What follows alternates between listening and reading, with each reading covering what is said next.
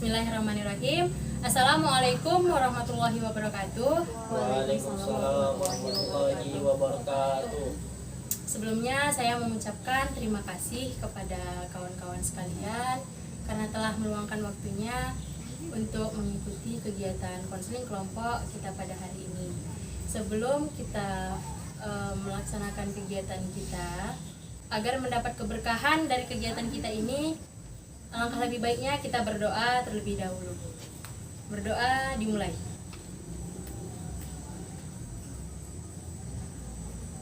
Berdoa selesai. Sebelumnya saya mau nanya nih sama kawan-kawan, apa kawan-kawan sebelumnya sudah pernah mendengar tentang konseling kelompok? Atau dari kawan-kawan sebenarnya ada yang sudah pernah mengikuti kegiatan konseling kelompok? Belum pernah. Nah, di sini saya sedikit menjelaskan tentang apa itu konseling kelompok, apa tujuan dari pelaksanaan konseling kelompok ini, manfaat, sampai ke cara pelaksanaan dari kegiatan ini. Konseling kelompok ini adalah kegiatan konseling yang memanfaatkan dinamika kelompok untuk membahas suatu permasalahan dari masing-masing individu ataupun peserta kelompok agar mencapai alternatif pemecahan masalah dari masing-masing permasalahan tersebut.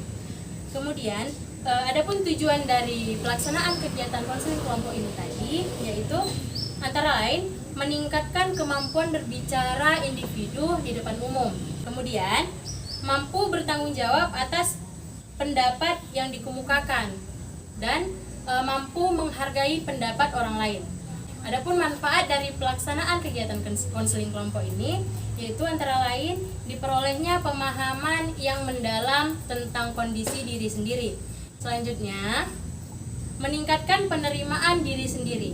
Kemudian di konseling kelompok ini cara pelaksanaannya seperti yang sedang kita lakukan sekarang, yaitu duduk dengan posisi lingkaran ataupun melingkar. Dalam kegiatan konseling kelompok ini ada beberapa asas yang perlu kita junjung, yaitu ada asas kerahasiaan, asas kesukarelaan, asas keterbukaan, asas kegiatan, dan asas kenormatifan. Di sini sedikit saya jelaskan maksud dari asas kerahasiaan itu, yaitu kita menjunjung tinggi kerahasiaan permasalahan antar individu yang ada di dalam kelompok kita. Contohnya itu, misalnya dari Pandi nih ada masalah gitu kan, kita mendengarkan semua masalahnya. Permasalahan Pandi tidak boleh kita bawa keluar dari kelompok, hanya sebatas kelompok kita saja yang tahu masalah itu. Kemudian asas kesukarelaan, di sini kawan-kawan diminta untuk sukarela ataupun tidak dengan paksaan untuk membuka ataupun mengemukakan masalahnya. Kemudian asas keterbukaan itu maksudnya sini kawan-kawan diminta untuk mengemukakan permasalahan dari kawan-kawan dengan jujur, tidak ada yang ditutup-tutupi, begitu. Sampai sini ada yang ingin ditanyakan? Belum ada yang ditanyakan. Berarti sudah paham ya? Sebelum kita lanjut, maka lebih baiknya kita perkenalan agar kita lebih saling mengenal dan lebih akrab satu sama lain. Gitu. Jadi teknik perkenalannya di sini dimulai dari saya. Nanti saya menyebutkan nama panggilan saya saja, nama panggilan. Kemudian nanti disambung atau diselanjutkan dengan teman di sebelahnya. Kemudian teman yang di sebelah kanan saya menerangkan namanya dan menyebutkan nama yang di sebelah kirinya. Misalnya begini, nama saya Debbie Elistiadi, sebelah kiri saya saudari ini, misalnya gitu.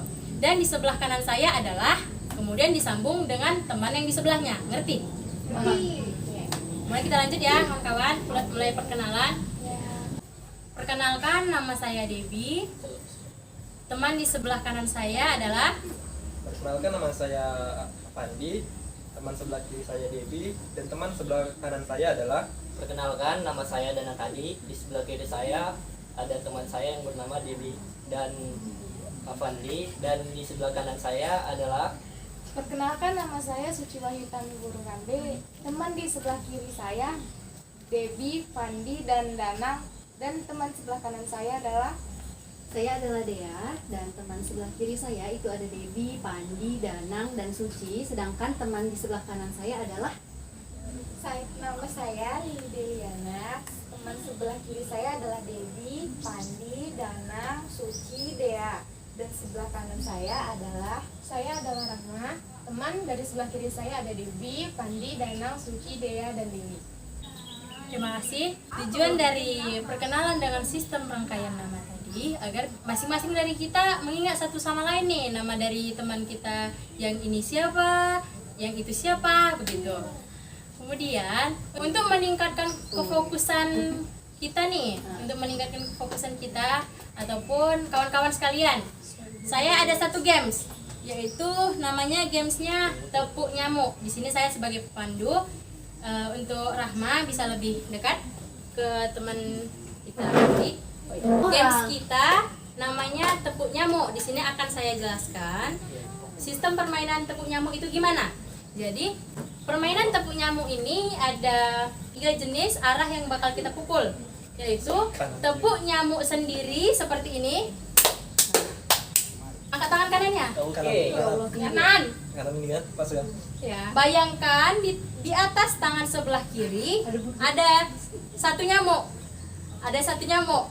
Jadi jangan sampai nyamuk yang ada di atas tangan kiri kita dimatikan oleh teman yang ada di sebelah kita, sebelah kanan ataupun sebelah kiri.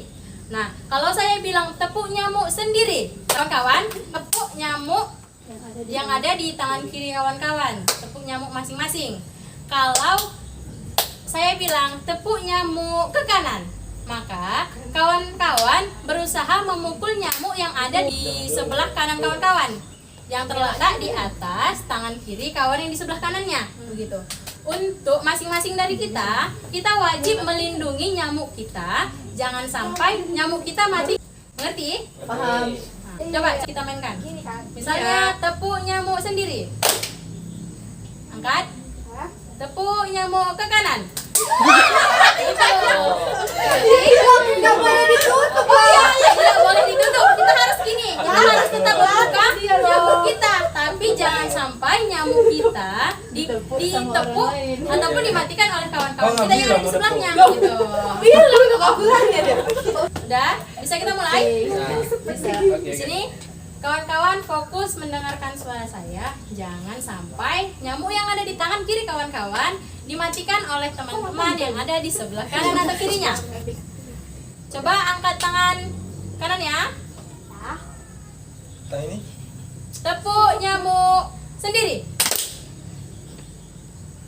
Tepuk nyamuk ke sendiri.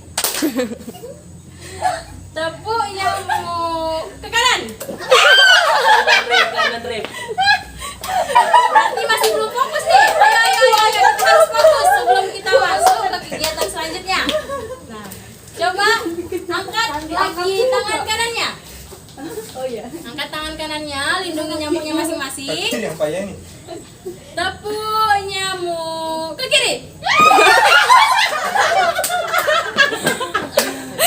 Siapa yang masih nyamuknya mati karena teman sebelahnya? Sulit ke kanan. Siapa yang nyamuknya mati? Nggak bisa nengok. Ayo kondusif. Kemudian kita main lagi, belum fokus nih, masih ada yang salah arah. Oke. Angkat tangan kanannya, lindungi nyamuk di tangan kirinya. Tepuk nyamuk sendiri. Buat jantung. Tepuk nyamuk ke kanan. Tepuk nyamuk ke kanan.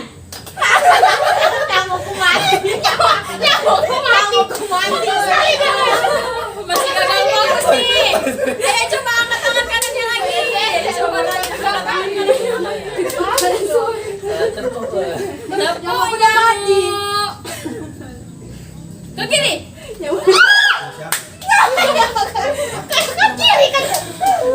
Sudah ya. Lagi. Kamu nih. Sekali lagi. 2 kali. Sekali lagi ya. Coba angkat lagi tangan kanannya. Cuma di geser ke kanan dan ke kiri untuk melindungi. Bukan dielakkan ya kawan-kawan. Bukan dielakkan. Ini bahaya nih. Ya. Mari kita mulai lagi.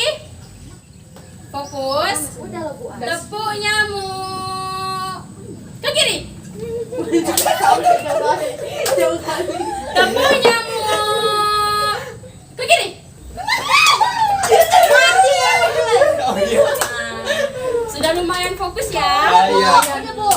Beri aplaus untuk kita semua. Mari kita lanjut ya. Sebelumnya, kawan-kawan, apakah ada yang ingin menanyakan tentang konseling kelompok ini? Apa semuanya jelas? Jelas Bu. Jelas. Berarti siap untuk lanjut ke tahap berikutnya ya? Ya. Kita masuk ke tahap berikutnya, yaitu di sini kawan-kawan diminta untuk mengemukakan masalah pribadi dari kawan-kawan sekalian. Nanti masalah dari pribadi kawan-kawan akan sama-sama kita selesaikan dengan saran dari ataupun tanggapan dari kawan-kawan ataupun dari saya sendiri nanti yang akan menyimpulkan. Nah, langsung saja untuk mengemukakan masalahnya kita mulai dari sebelah kanan ya. Nah, silakan Saudara Pandi untuk mengemukakan. Masalah saya yaitu saat kondisi pandemi gini kan, itu penghasilan orang tua saya itu tidak normal, tidak seperti biasa. Jadi tuh akan tetapi saat kondisi tidak normal gini, saya kan masih kuliah, jadi saya harus membayar uang kuliah tuh per semesternya. Dan tetapi dari pihak kampus tidak ada potongan uang kuliah itu. Nah, jadi saya harus bayar uang full. Dan saat kondisi kayak gini, belajar online gini, saya tidak ada dapat fasilitas sama sekali dari kampus, sehingga saya ya itu masalah saya merasa sedikit keberatan kan hal ini. Berarti bisa dibilang singkatnya Saudara Pandi ada masalah tentang biaya yang tidak ada keringanan dari kampus, sementara sarana dan prasarana itu tidak kita gunakan begitu, tidak ada potongan dari kampus. Selanjutnya untuk Saudara Dana bisa dikemukakan. Baik, ada permasalahan kalau malam itu susah tidur dan pagi itu susah bangun. Nah, itu diakibatkan dari pola tidur yang tidak teratur, dan saya kalau malam itu sering begadang dengan teman-teman saya, yaitu kadang minum kopi juga yang bisa membuat kita susah tidur. Berarti singkatnya bisa kita jelaskan kalau masalah dari Danang itu seperti insomnia ya, Ya, karena gangguan dari pola tidur yang tidak teratur. Selanjutnya untuk Suci apa masalahnya? Jadi masalah saya itu ini, saya tuh kan di jurusan tuh sering kami tuh ada kunjungan ke perpustakaan universitas lain atau perpustakaan daerah lain gitu kan. Misal kayak kemarin kami ke Padang gitu kan. Tapi sementara dari kampus itu biaya itu dibebankan kepada kami gitu kan. Kepada masing-masing. Sementara itu kan program mereka gitu, program jurusan lah. Tapi orang itu tidak memfasilitasi gitu. Masalahnya itu sementara kan nggak semua ekonomi Semua mahasiswa sama semua ekonomi mahasiswa jurusan itu sama gitu. dan memadai ya. Yang ada Berarti bisa kita jelaskan kalau masalah Suci itu seperti tidak adanya campur tangan dari jurusan tentang biaya, sementara kegiatan itu kegiatan dari jurusan begitu ya kan. Untuk selanjutnya masalah dari Dea bisa dikemukakan? Bisa dikemukakan apa masalahnya? Kalau saya sendiri mungkin masalah dari mungkin tugas ya. Jadi kalau misalnya di kampus saya tuh ya mungkin teman-teman sekalian itu sama-sama anak kuliah dan tugas mungkin nggak cuma satu ya. Tapi jujur saya sendiri selama kuliah 4 semester ini merasa kayak tertekan gitu. Contoh nih, deadline tugas mepet. Sedangkan deadline tugas terdekat itu paling lama itu kira-kira seminggu, dan itu kita harus buat praktikum mandiri dan laporan tentunya. Setelah itu selain deadline yang berdekatan, deadline untuk tugas satu dan tugas selanjutnya itu barengan. Misal nih hari ini tugas masuk 3 mata kuliah. Nah untuk besok itu dikumpulin hari itu juga jam 12 ya 23.59. Sedangkan tugas di minggu-minggu sebelumnya kayak misalnya tugas mata kuliah lain itu sama berbarengan. Kan mungkin nggak tahu saya sendiri yang merasa begitu atau gimana, tapi saya ngerasa tertekan.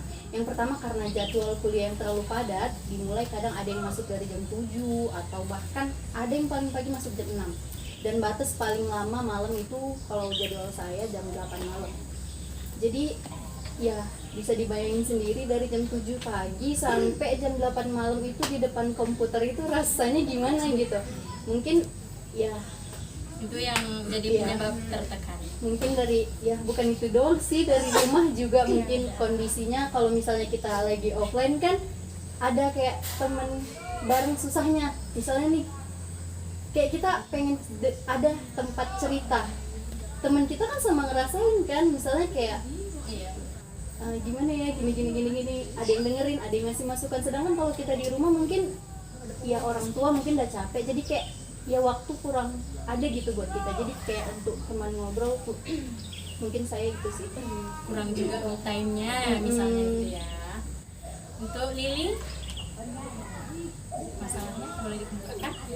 Kalau masalah saya pribadi sih itu apa namanya, konfliknya sesama teman sih, mungkin biasanya kita rasakan juga sih, kayak misalnya Selisih paham teman-teman kalau sekelas. misalnya kayak dari gini kan kayak tugas kelompok tuh kita ngerjainnya nggak bisa bareng-bareng gitu, maksudnya dari rumah, cuman kadang kan ada kayak kawan yang Mungkin hilang jaringan ya. iya mungkin ya, jadi kan Atau ada yang ingin terima Kita siapnya siapnya aja gitu.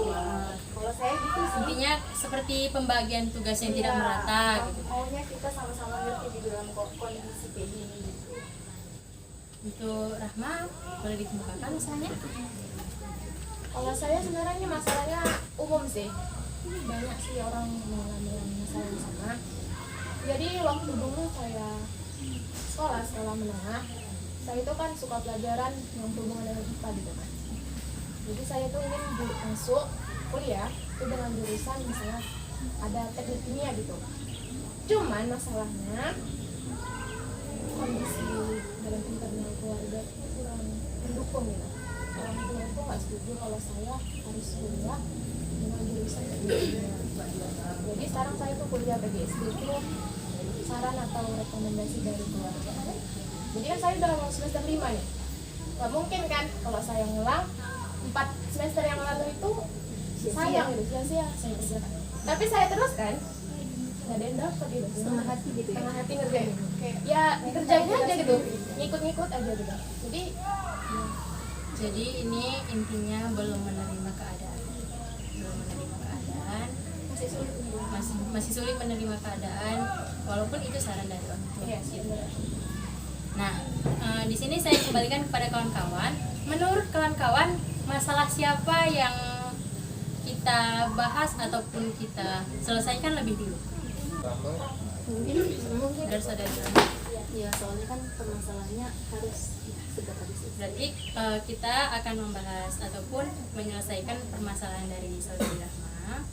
Itu dikarenakan mungkin permasalahannya lebih berat dari permasalahan kawan-kawan sekalian yang lain, gitu ya. Ya. Kemudian menurut kawan-kawan dari permasalahan Rahma tadi yang bisa dibilang dia tuh kuliah sekarang itu tidak dinikmati gitu. Belum menerima keadaan kalau dia sekarang sudah di jurusan PGSD, namun dia awalnya tidak menyukai yang jurusan yang dipilihnya sekarang gitu. Dia tetap mencintai mata pelajaran IPA yang lebih dulu disukainya. Gitu. Ada saran dari kawan-kawan atau ada solusi atau gimana tanggapannya? Mungkin solusi dari saya yaitu pertama ya coba kita ubah dulu pola mindset kita, karena itu kan awal dari pemikiran kita seperti itu karena berawal dari pemikiran kita, jadi tekanan itu menjadi hal yang sangat besar seperti itu, jadi beban sehingga menjadi beban seperti itu.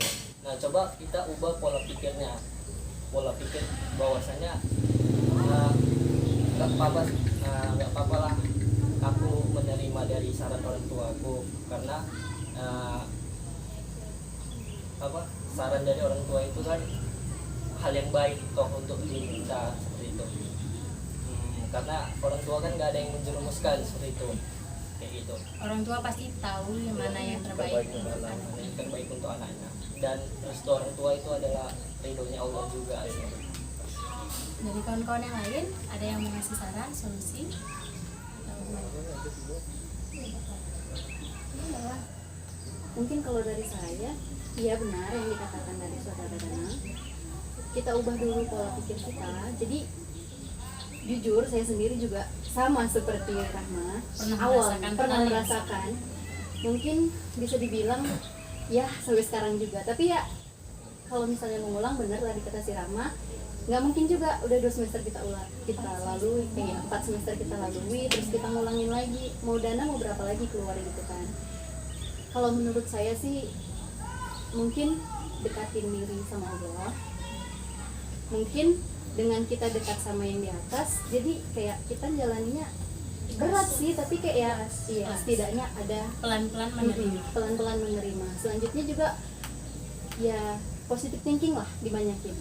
Contohnya gini nih, misal dari kita sendiri tertekan banget, ya tau lah, namanya kita nggak suka, terus kita disuruh jalanin, kayak dipaksa taunya.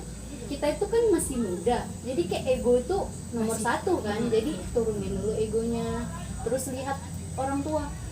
Mungkin ada alasan terselubung orang tua, misal nih orang tuanya kayak apa ya, kurang mungkin dari dananya, makanya kalau misalnya teknik kimia ya mungkin biayanya akan lebih besar keluar, mungkin dari segi biaya begitu. Terus kemudian Rahma ini kan anak perempuan satu-satunya ya, jadi orang tua itu terutama ayah mungkin kayak lebih susah gitu, jauh dari anak ini.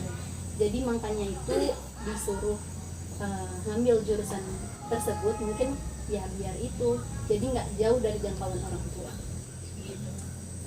Jadi bisa dibilang masalah Rahma itu masih mengutamakan ataupun meninggikan egonya, belum menerima kenyataan ataupun belum menerima jalan pendidikan yang dijalaninya sekarang itu dianggapnya masih suatu hal yang tidak disukai, suatu hal yang membebani.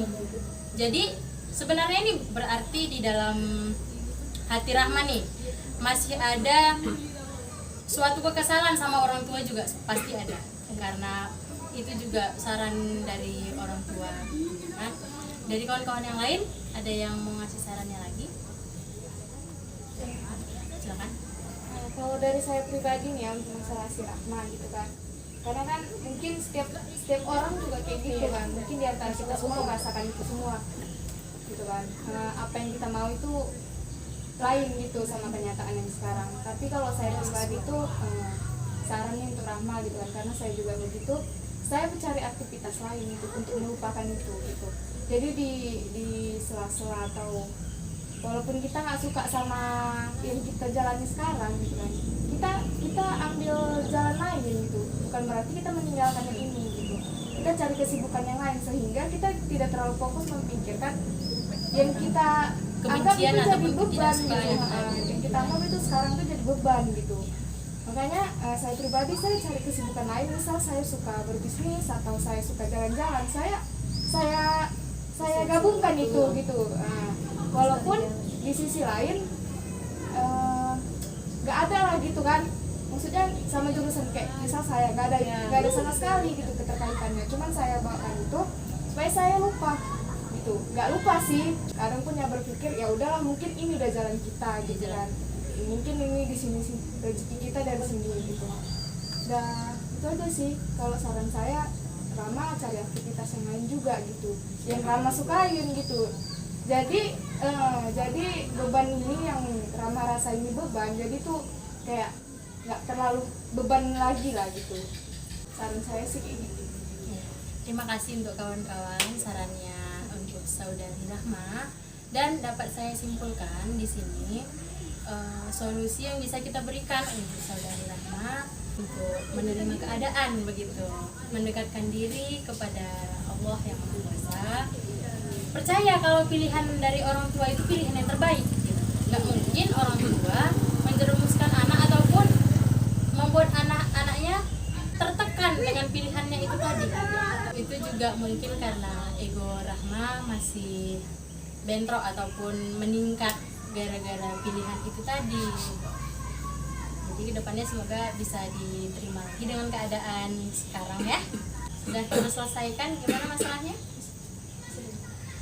Karena sudah 20 menit ya. Jadi untuk permasalahan dari kawan-kawan sekalian bisa kita selesaikan untuk di pertemuan berikutnya. Akan kita sepakati nanti waktunya gimana ya.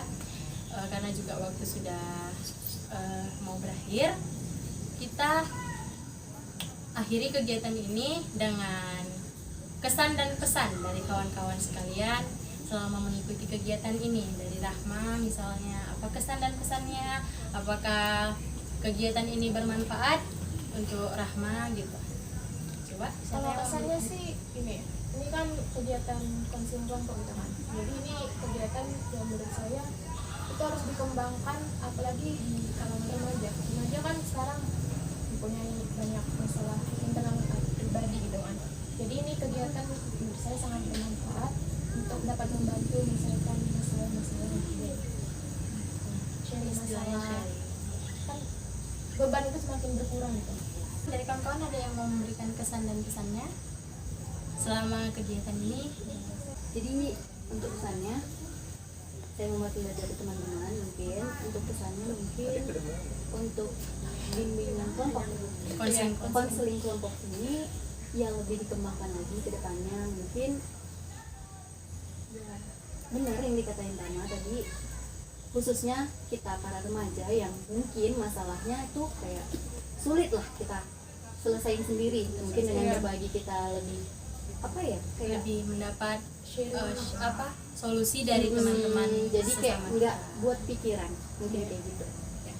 Mungkin sekian dari kegiatan kita hari ini. Agar kita mendapat hikmahnya dari kegiatan kita, alangkah lebih baiknya kita berdoa terlebih dahulu sebelum kita mengakhiri kegiatan kita. Berdoa dimulai, berdoa selesai. Terima kasih kepada kawan-kawan sekalian atas respon positifnya atas permasalahan dari ini. Salah satu peserta kita ataupun salah satu teman kita, dan semoga permasalahan dari masing-masing anggota bisa mendapat alternatif pemecahan masalah yang sesuai dengan apa yang diharapkan dari kawan-kawan sekalian. Begitu. Saya akhiri. Wassalamualaikum warahmatullahi wabarakatuh. Waalaikumsalam warahmatullahi wabarakatuh.